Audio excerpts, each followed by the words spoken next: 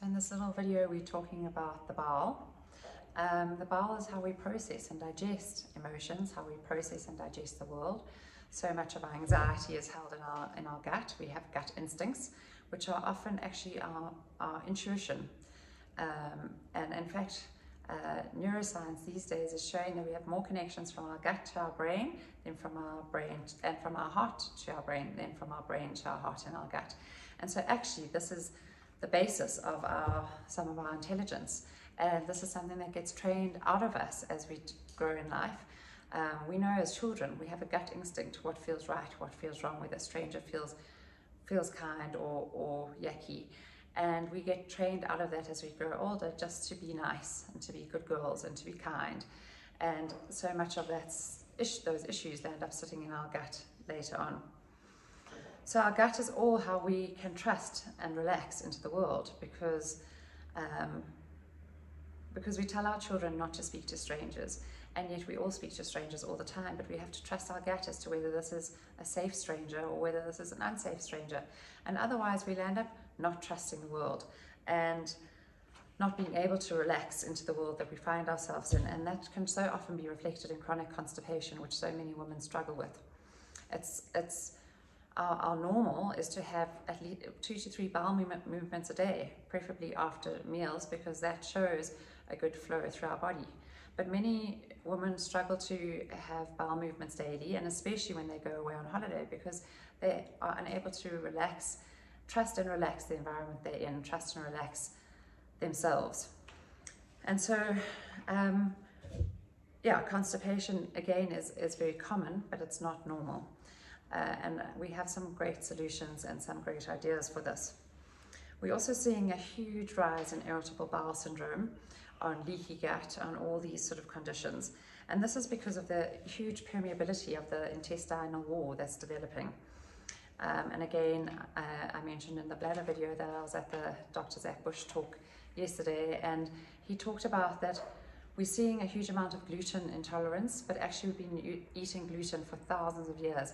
It's not a gluten intolerance, it's a glyphosate intolerance, and we have to become aware of what's been sprayed on our crops, the genetic modification on our crops. It's causing huge damage for us, and particularly for our children, for their developing guts. And this is something we really need to become aware of, and I'll be talking about more in time to come. So a bowel movement, as I mentioned, is all about, it's about letting go. It's about trusting, relaxing, letting go. Things that often as women we're not so good at doing. We're very good at pushing, striving, control, managing, making it happen. But that's no good when it comes to good bowel movements. So the toilet in itself is a great invention for public health in terms of not having sort of open sewerage, but it's not a great invention in terms of women's health, because it's actually very poorly designed. A toilet is just the wrong height. It keeps us in a state of flexion, posterior pelvic tilt and flexion, so we sit like this. Men are better generally because they're taller, so they often will sit like this, forward like this, and they open their knees, which puts them in a position of anterior pelvic tilt. And this is like birth. Lying on one's back with one's feet up is the worst position to give birth in, because it puts us in posterior pelvic tilt, so the baby has to go like around a corner. The same for when we're sitting on the toilet. Our stool or feces has to go around a corner. We actually want to create a smooth exit. So having something, we call it a squatty potty. Look up squatty potty, just Google it. It's a little footstool that you put under your feet. It's like one of those stools that children use at toilets to step up onto. And by putting your feet onto there, you sort of raise your knees slightly, and again it tilts your pelvis into an anterior pelvic tilt position, which makes it much easier to let go as opposed to push and trying to push it around a corner.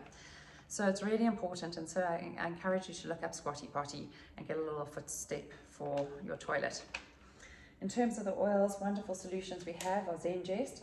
We can use Zengest, a drop in water before or after a heavy meal.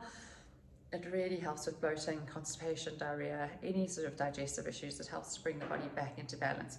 And then we can use a roller. This is a pre-mixed one. You can make your own with 25 drops of this with coconut oil into a roller, and putting it into our belly button, because like right into there, obviously underneath your shirt, because that's the area that is so highly perfused, and that's how we originally got our original nutrition. So it really distributes very quickly into our gut. Putting it there, and then in circular movements around our belly. The Zen juice is incredible for helping with that sort of thing. Copaiba too. Copaiba brings the body back to balance. It's very good for urine tract stuff and very good for digestive issues, for kidney issues as well. And it doesn't have any we'd say it's anti-inflammatory, but it doesn't. It brings our body's inflammatory response back so that our body works as efficiently as possible without the toxic load of taking anti-inflammatories.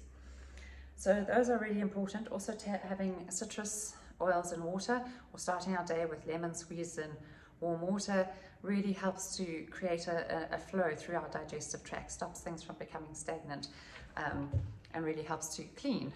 The citrus oils all clean.